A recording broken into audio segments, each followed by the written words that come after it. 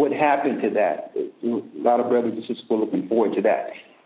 If you don't mind, we can spin back into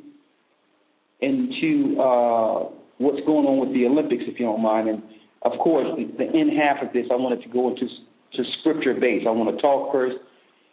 Before we go into scripture base, of course, we're going to open up the phone lines and get a few calls in between. But what I wanted to say is that we also have been getting letters, and I thank the brothers and sisters who send letters on information or news that we may have overlooked.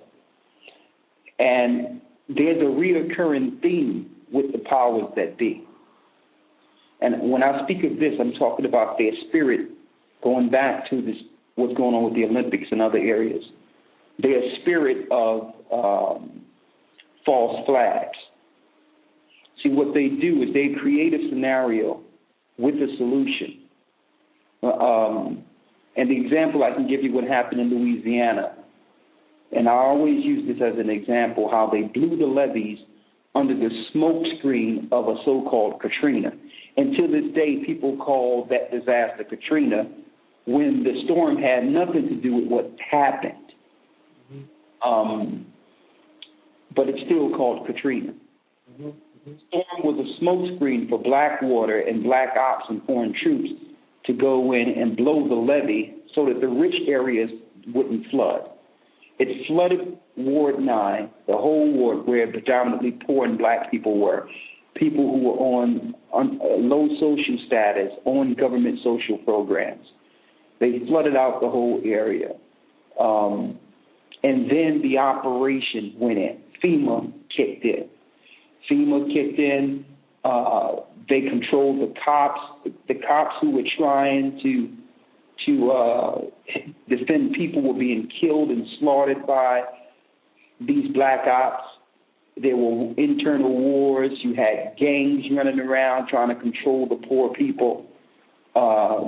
You had our people running for safety to try to get to high and dry areas over bridges.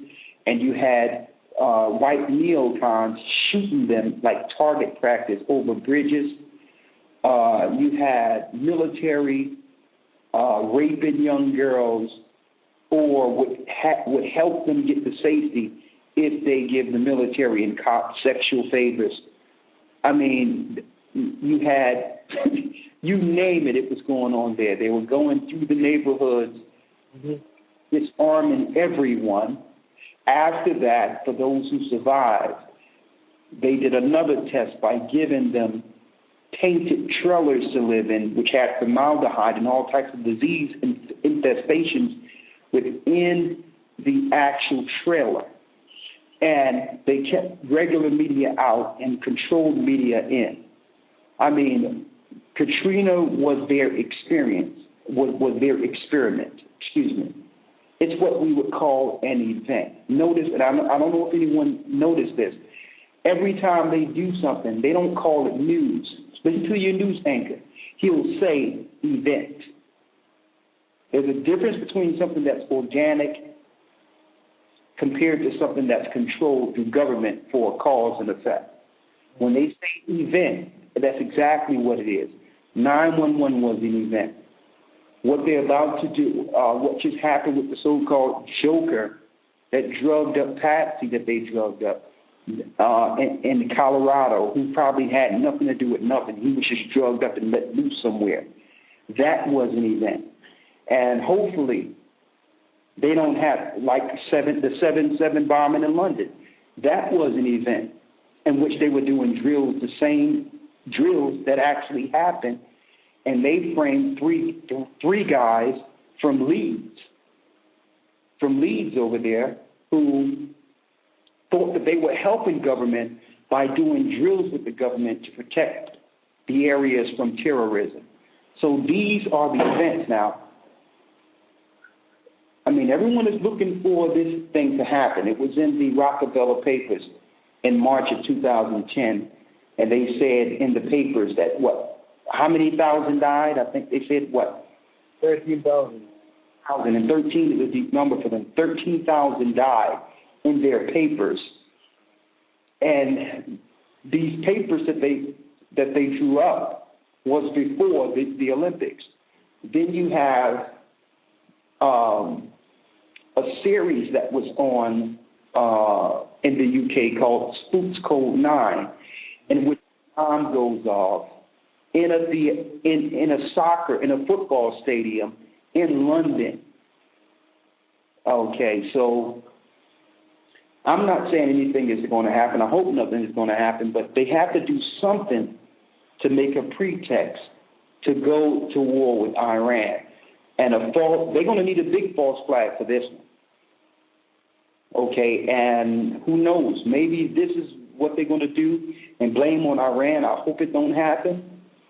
But if not here, if it's not in England, if it's not in London, they will do a false flag and blame it on Iran soon, because the scriptures tells us that the impending battle will be when they bring Gog and Magog into the war, which we know is the Japhetic people, which are the Asian people. And Iran is not Arabics. They're not Arabics. They are Asians, the Iranians. They are Persians. They are brothers of the Chinese, okay? So I wanted to put that out there for the brothers and sisters. And they tested a lot of technology, and I'm sure the technology that you mentioned earlier, Gaja, over there, that technology will be there long after the Olympics is finished. Mm-hmm. Mm-hmm. I don't think the military is going anywhere. Mm-hmm. They're using the Olympics as a pretext to bring forth the troops and get the people used to the troops, so that, you know, when the Olympics is over, the troops are already set. There's checkpoints all over America. There's drones, 30,000 drones over America. I mean, just 4 months ago, they ordered 5,000 drones for the UK. So I just want to know what was your take. Are the people waking up over there? As far as you can see, if you gauge in the people, are they just going about their life like everything is normal? You know what, brother? There is an awakening going on here. You understand? There is one going on. I mean, since I first heard this, and this is coming into the end of 2010, right? When I first started to hear about the truth, the truth. Looking at it now, a lot more people right now, are waking up, asking questions that, normally if I was out there on the street talking, more people would have walked away than what you see happening now. A lot of people actually standing and listening, or asking questions. You understand me? I've been back in the UK. I've been on the street a few times, and you find the other nations. A lot of them very quiet. No one saying anything. You understand me? But if I mean, I remember when I just started to say, well, I'm an Israelite, people would look at me crazy, like I'm crazy. But no, it's like nobody not really looking at me like that. You understand? Yeah. And you find a lot more brothers and sisters coming and asking questions. Just like us, we still find our brothers and sisters, coming against us. But I see a lot more asking questions, waking up, actually knowing that something is up, something is definitely wrong, but we just don't know what it is. You understand me? Yeah. So in terms of that, yes, there is an awakening here. People are waking up.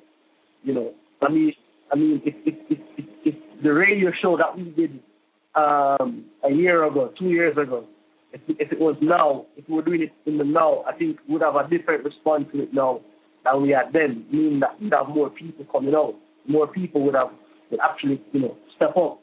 And the thing about it as well is that a lot of things that you brought out back then, a lot of people have seen it happen now. Okay.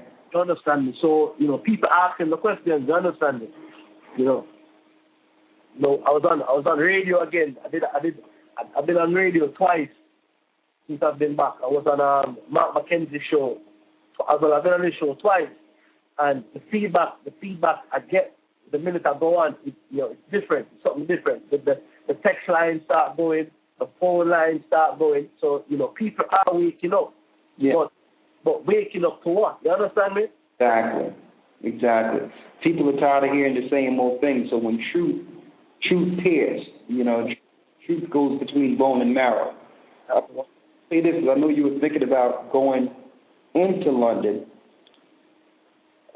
within the next couple of days or a couple of weeks. Yeah. And I'm going to say, if that's the choice you make right now with some brothers and sisters, some baptized brothers and sisters over there, then make it, to link in with the brothers and sisters that are there already. And whatever you got to do it quick and get out. Okay. Yeah, man, definitely. Move to the people that you need to make your move with and be as effective as you can and let the Spirit go with you. Now, I think there's probably some people on the line that probably want to ask you guys some questions here. So before I go into anything as far as going, because, everyone know what I believe, what I stand for, what the scriptures say. You know what I mean? So I didn't just want this just to start off with just me browbeating what's going on. I just wanted this to be an introduction that we're going to be doing the radio show on a weekly basis. We're going to try to get some guy you were talking about. His name is Reverend from the Rainbow Cathedral, the gay pastor or whatever the case is. Try to find out what's going on with him. Yeah, it's called Reverend Robert Griffin, I think it is. Reverend Robert Griffin, yeah. Yeah, that's the one.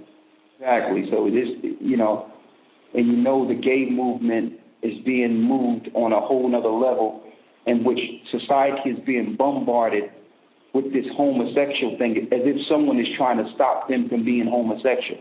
I'll tell you something as well, brother. Let me add something to that. In Jamaica, right? Yeah. They must have told them, listen, if you don't get rid of the laws on boogery, right? Yeah. We're not gonna fund you. The UK told Jamaica that. If they don't if they don't back the laws of homosexuality. Yeah, if they don't remove the law in Jamaica, homosexuality is a crime. You understand me? Boogery law still stand there. You understand me? You can go jail. You can go jail for being a homosexual in Jamaica. I want to do maybe we need to do a show on this. Maybe when the gay pastor come on, we can talk about it. But what and I mentioned this in class, is that lawlessness affects us more than it does the other nations, being that the laws, statutes, and commandments were given to us. Yes. More we go against the laws, the more the other nations are empowered. So what they're doing is they move this homosexuality thing, and they're aiming it as a weapon towards our people. Yes. You notice when we do it, it's higher flamboyancy. We go all the way into it, and the system demoralizes to the lowest degree. The more we accept their demoralization, we are actually buying into our own death. So when it talks about the 90% of our people who's going to die through this, it's those that have followed the spirit of this demoralization.